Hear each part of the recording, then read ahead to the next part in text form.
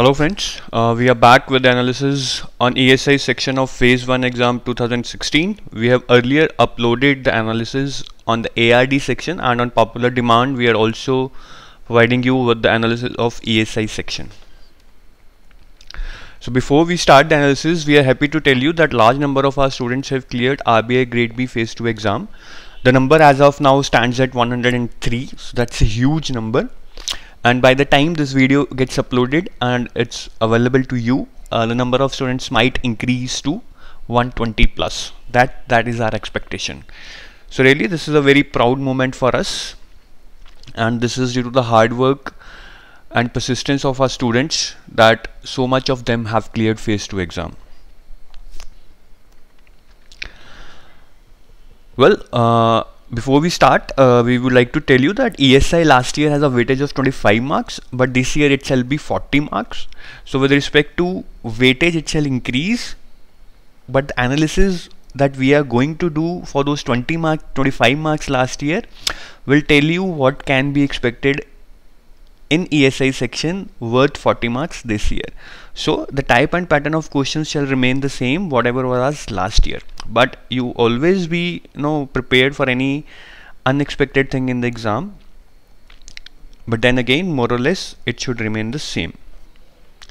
And if you want to see the analysis of ARD section, you can just click on the pop-up on your screen and it shall take you to the analysis of ARD section. Now first of all, what was the static versus current orientation in ESI? Well, I think by this time most of you knew that current affairs are more important for the exam, as we saw in the ARD section, and the similar holds for ESI section. The current marks worth of paper was of 19 marks, though static was just of 6 marks. So clearly the emphasis is on current affairs. Now what were the topic wise questions? I mean, which topic contributed how much? So here you can see that there were questions from almost all the topics, like population trends contributed 1 mark worth of paper. Social structure, education and health, very important topic, contributed 3 marks worth of paper. Current economics and social issues. Now when we say current economic and social issues, we are not saying that these are current affairs. Current affairs are asked from these topics also. Every topic current affairs were asked, but there is a separate topic by the name current economic and social issues. So if the current affairs do not fit in any of these topics, like social justice, agri issues in food and security, poverty alleviation, demographic trends, so if the current affairs are not or current affairs are not related to these topics, then they would be counted in current economic and social issues. So around 8 questions came from this part, that is the current affairs which are not related to any of these topics. There were total 8 questions like that. Now inflation, again a very important topic. There were 3 current and 2 static questions. Here the light blue lines tell you the static questions.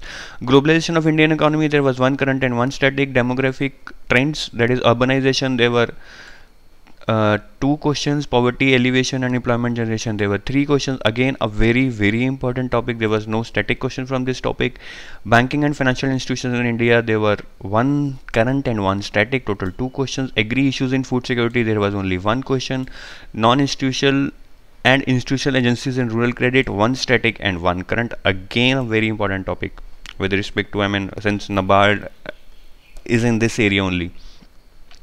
Social justice, again a very a mixture of current and static, 1 question each. So overall what we can analyze is that there were questions from each of the topics, almost each of the topics, except 1 or 2 topics from which no question was asked. So the paper was pretty balanced. A lot of questions were from current affairs from the topic current economic and social issues. So I am repeating this, current economic and social issues does not mean that only these much were the current questions. The current questions were also from the other topics, but if the questions were current and do not fall or relate to any other topic, then they are counted in current economic and social issues, because NABARD syllabus specifically has 1 line in the syllabus which mentions current economic and social issues. And the static questions, if we analyze, they were more of a they were more from the topics which are little technical, like inflation, banking and financial institutions in India, rather than pure theoretical topic like population trend, social justice. But There is not much we can know see into that. That study questions will only come from these topics. They can come from any topic. Now let's see topic by questions, how each topic contributed and what question came from each topic. So first topic is population trend. There was one question from this topic, and the question was on what is the percentage of population below 20 years of age as per census 2011. So this was again a pure current affairs questions based on numbers. And again, you see, we will keep repeating in this video that there is huge importance of reports and schemes when it comes to current affairs. So here you can see the question was asked from census 2011. This is a kind of a report. Then we move to topic social structure, education and health. There were 3 questions, all current.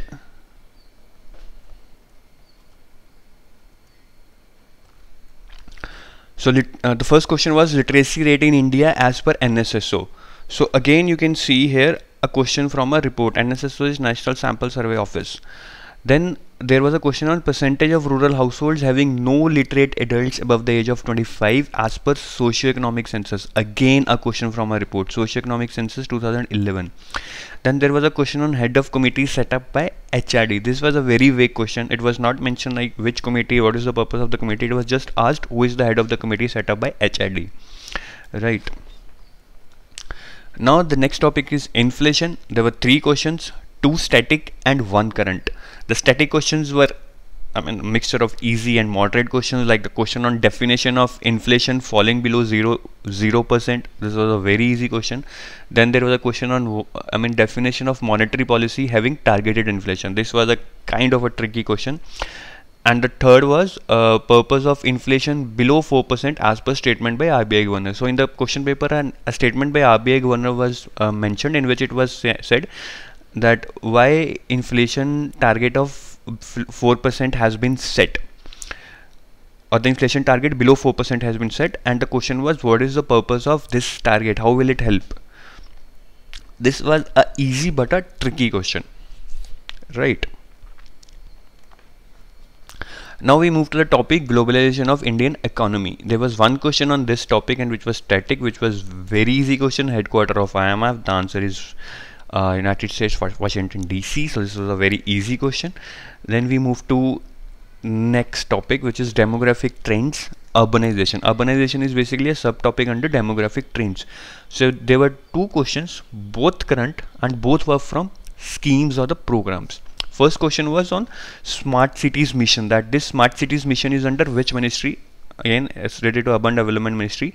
Then there was a question on JNNURM. This is a scheme, short form of scheme, Jawaharlal Nehru National Urban Renewal Mission.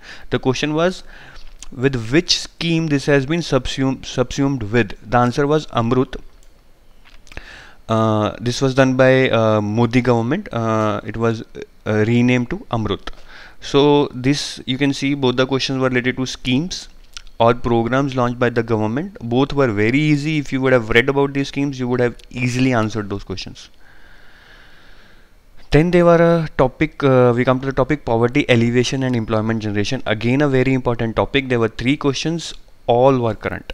The first one was, which is the flagship rural employment program? Very easy, Manrega. The second was, what is the unemployment rate as per report released by BSE? The BSE here is, yes, Bombay Stock Exchange. It might be surprising how BSE is telling about the unemployment rate, but BSE, since it is related to stocks and all, it comes out with some economic data which impacts stocks. So in that economic data which is released by BSE, they also come up with the unemployment rate. So this was a bit tricky question, because you never take report by BSE as a very important report to prepare for the exam. Then there was a question on NULM, that how many stationary bodies are there in NULM. Now NULM is National Urban Livelihoods Mission. That is also a scheme.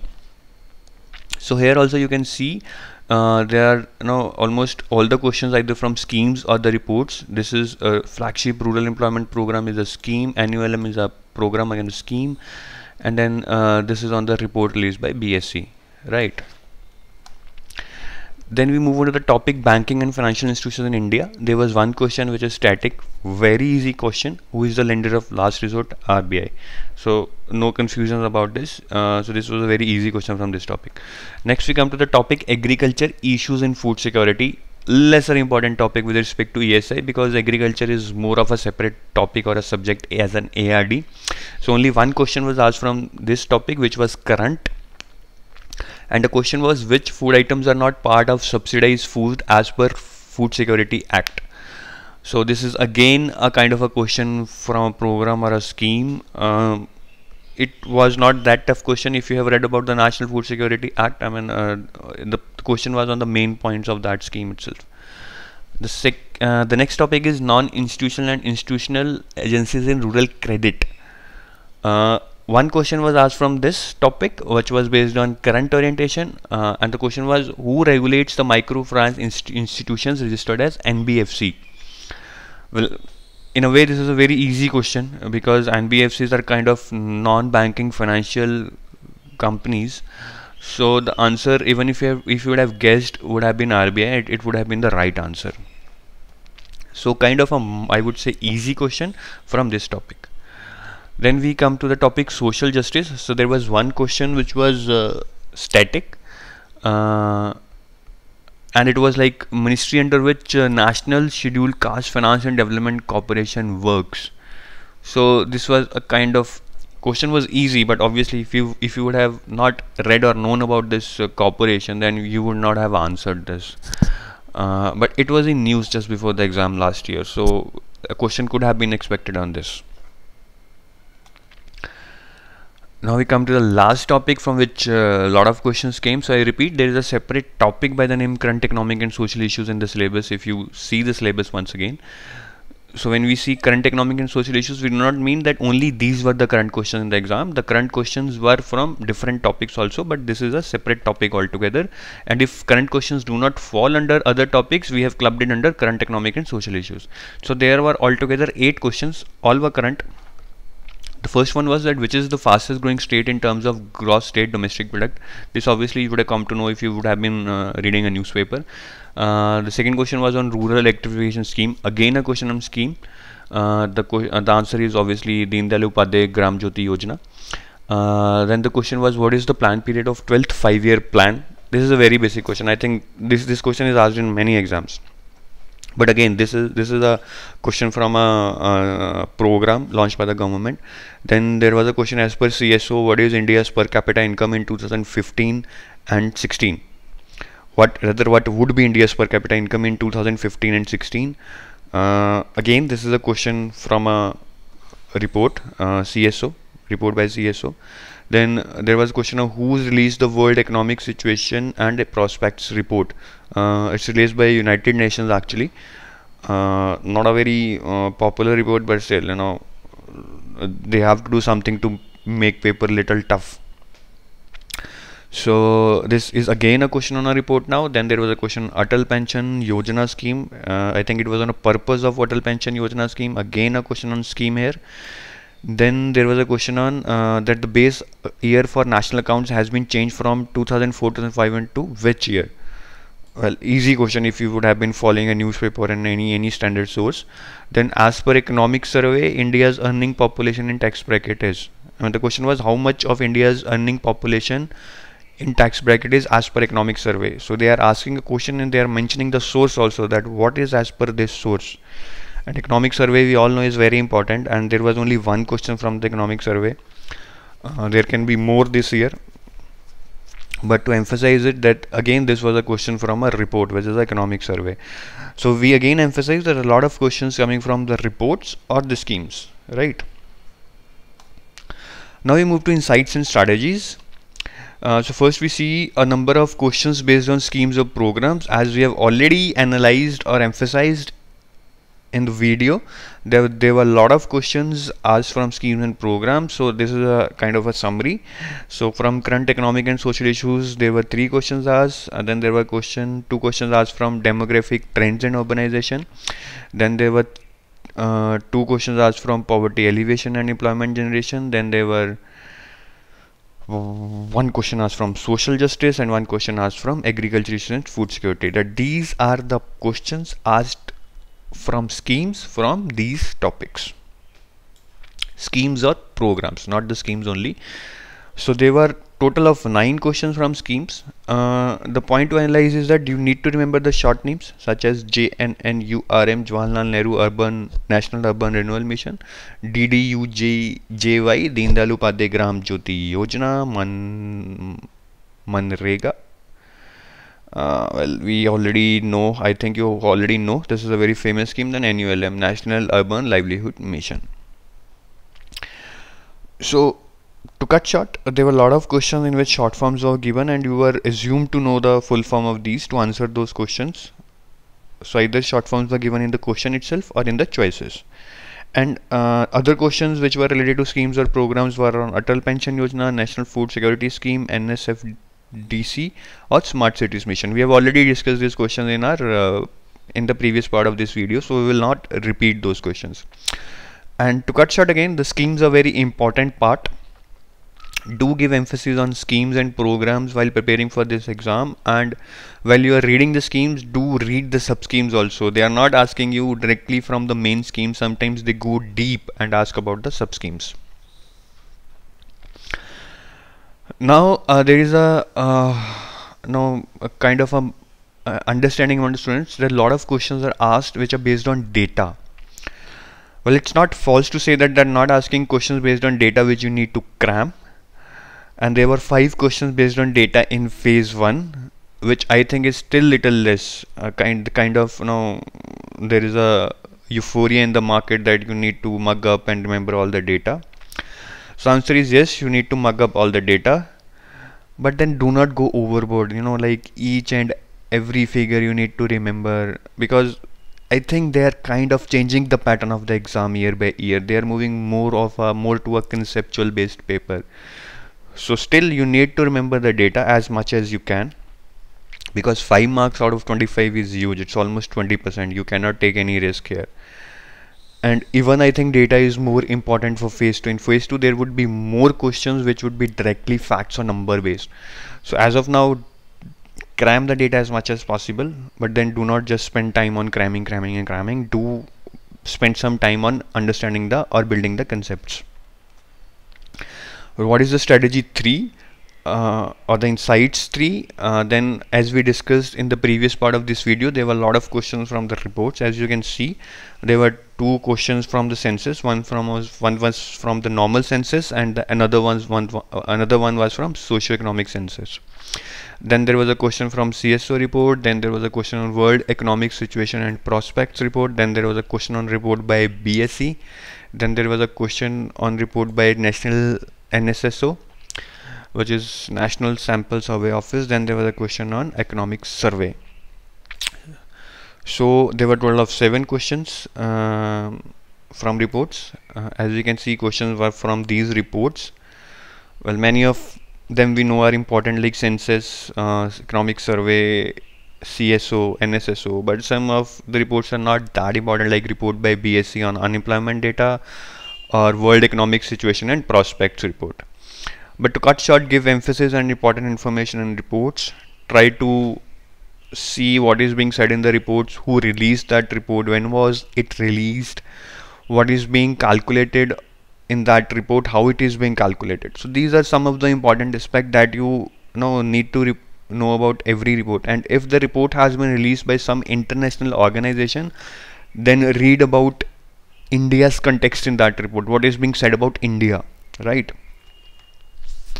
Now I think we have just analyzed this figure in previous part of this video, but again to re-emphasize the fact that current portion is very important. There was 19 marks of worth of paper last year from current orientation, and static was just 6.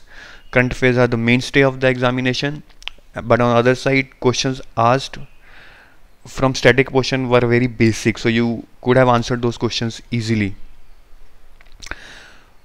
So the point is that do not ignore the static portion also, because the questions coming from that portion are very easy, and the current affairs part will contribute mostly to your exam.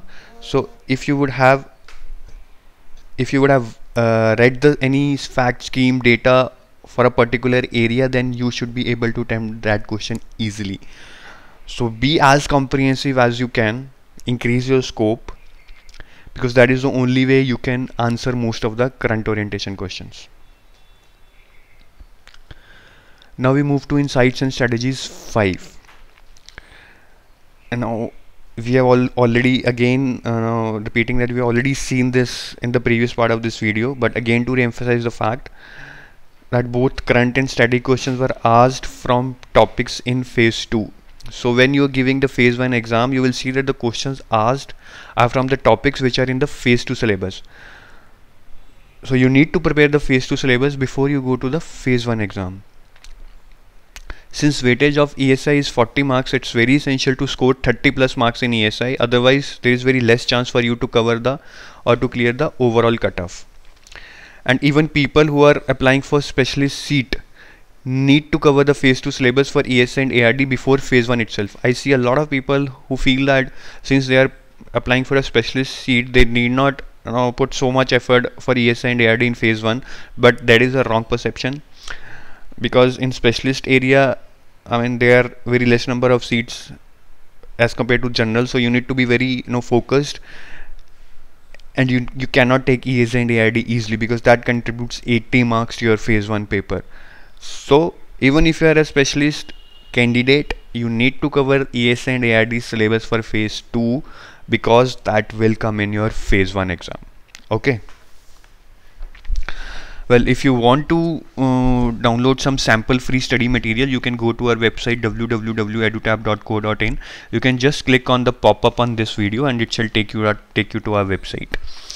So we are just giving you some sample free study material so you can gauge the quality of our study material and take the decision accordingly to join our paid courses.